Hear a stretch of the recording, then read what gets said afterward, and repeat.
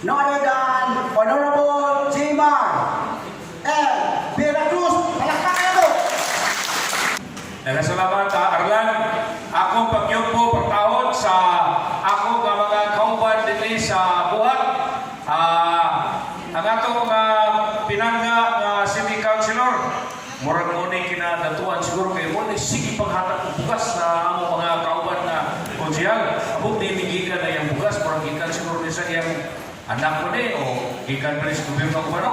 Ano po siya? No, gingalan ni siya Mr. Kusik-Kusik, pero katong gingalan Mr. Kusik-Kusik hantong karon nagsige paghatag og bugas. Siya mo kinakusgan ako sa Korea kong boss, no, sa Korea ang pangusod. Kay mo siya finance chairman sa atong Dako yan sa konseyo, no? Si City Councilor Noel Pardelio, atong pagpangan sa atong mga kauban nining nag-organize sa chess organization sa Dakbayan Silingan. Ang atong kinakusgan ni usay tawgon man siya mga amigo judge, attorney, pero ang tawagan ni Sir Greg Gregorio, no? Bella actor. Of course, atong amigo, no? Diyos nun kinitinuray kay Pastor man no? Si Pastor Nasyon, atong mapangan. Ang among suon sa simbahan, no? Sister Nanette Chavez, atong pagpakan. Kung dito ang atong mga kauban sa sports na mo'y nagpasiyog na, nining atong kalihukan sa grassroots sports development.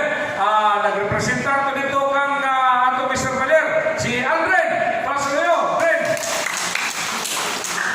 O sa tanan kamo mga pinangga ko mga kabataan, apil na po din na po ng hamtong din na wapil na ning atong chess tournament. May buntag ka ninyong tanan. Sa tinuray lang, unsa ang naa sa kong huna-huna o sa akong kasing-kasing ang atong mga kabatanunan. Nga ang atong mga kabatanunan, atong andamon para sa hayag na kaumaon alang kanila. O ang pamahagi na kining atong mga kabataan, aduna sila'y kaumaon, ginahanglan atong i-develop ang ilang core gifts. Kaning core gifts, o pasabot nini, kaning mga talento na gihatag sa Diyos nanha kanila. Dili lamang sa kabataan, bisan katong mga hamtong na na-realize nila na mao kini ang ilang core gifts, mao kini ang talento na gihatag sa Diyos kanila, kinahanglan ilang kining i-develop. I remember sa akong pag-eskwela dito sa Amerika, ang atong mga kabatanunan, ang mga batanon dito sa Amerika, wala yung nauna kung dili sports. No? Wala yung nauna. Sports, unsa na sports ang ilang gusto, mauna ilang nag-ukupay sa ilang kinabuhi. No, kaya ang mga kabatanunan naman, kanina sa grade school especially, ang ilang focus should be play. Dula again. No, kanina mga kabatanon dapat dili magtrabaho. Kaya gano'n, diya sa ilang pagdula, they will learn the values, kung sa nga values na kinahanglan na ilang mahuptan silang kaugalingon o mao na ilang gamiton ugma pod. No? Diya sa sports, ato makita ang disiplina. Diya sa sports, makita nato ang ilang pagpaugnat sa kusog para ma-develop ang ilang physical aspects sa kinabuhi. Diya sa sports, ilang ma-develop ang ilang intellectual competitiveness. So muna nga, lipay kayo daghang mga bata apil din sa atong sports kaning chess, no? Kay sayon yung ko na kining chess makatabang labi na gyud sa intellectual na formasyon sa atong mga kabataan. Sa tinuray malingaw ko magtanaw sa mga bata na may laki sa chess. Kaya netong bata pa ko gusto man ko magduwa og chess. Pero pagunahon man mi, no? Pagunahon namin sa uma, no? Imbis mga barkada nagtanaw-tanaw tanto silingan na chess gusto ka mapil. Hoy, ato mo nito pagkabuok tubig. Ato mo nito sa kanang uma paguna mo, no? So we do not have the chance to develop siguro sa akong kaugalingon. Kaya mahilig ko magdula sa chess. Pero wala lagi matagay chance. No, nga siguro wala ta kamaugay sa chess.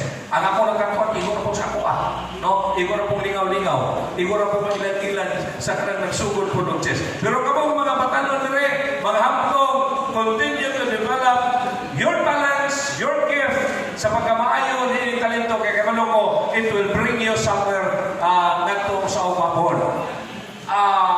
Kami sa local government would love to see na doon na tayo daghang mga grandmasters na itong ma-develop din sa atong nagbayan silingan. It will be a pride of Iligan to see that there are youth, there are chess players na mugawas na mananaog din sa atong nagbayan. No? So, akong sulti, develop your talent, mga kapatanunan, hasa ka ng hamtong ipadayon.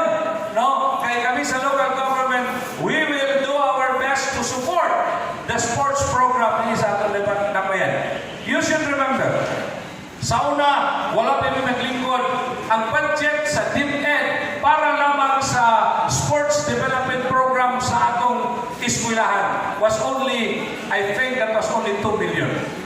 Nahigulong na nga ng kulilan ang Iligan City diha sa mga panagtagbo sa sports din sa Northern Mindanao. Nakita nato, walay pundo para pagsuporta sa atong mga kabatanunan diha sa atong Department of Education and Sports. Wala ang himo namon ni Pagdilyo increase the budget. No, nag-increase na gikan sa 2 million na himong 7 million. Na himong 12 million. Pero sa pandemic, naabtan ta.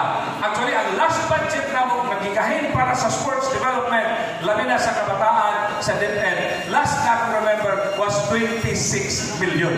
So, enough para kini mahatag sa atong kabatanunan na may develop na yun, labi na sa atong mga public schools. No? So, with that, naamang atong sports development office, sayon ko nga ang atong local government has been supporting this office o gagamong hangyo sa ilaha. Go to the grassroots and improve our sports para ang atong mga kabatanunan, ang ilang focus now will be self-development and sports development diha kanila.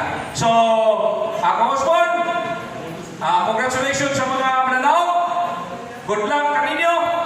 O niya, ako lang yung pagkapit, kanang istorya man sa pandemic kanina, kanang panguna, ang inyong Vice Mayor, in partnership with Senator Bongo, doon ay pa-premyo para sa magpapakuna. So katong wala pa kaduog din sa katong magpapakuna, makadaog ka mo og mountain bikes, sponsored by Senator Bongo, murag tag 20 mil, mas siguro sa kabukan Napulo ka bikes na among i-paraffol, karon December. Kunya, dunay napulo tablets, sponsored by yours truly. Kunya, naay usa ka gatos o daw ni ka gatos kasako bugas, sponsored by Councilor Noel Pardillo. Dapoy cash incentives na 10,000, 7,000 o 3,000. So, matag panahon ka, magpabakuna ka mo, pagkawan sa inyo pabakuna, tagaan ka mo o coupon gikan sa opisina, o niya inyang ihulog ka na sa Dropbox o mag-ampo ka na kita'y magalaw. No? Kaya protektado na ka, dili na ka maluktan o COVID, o niya napag-ipapremyo. No, you never know. You never know kung kabumay na ka daw. No? So, encourage all katong wala pa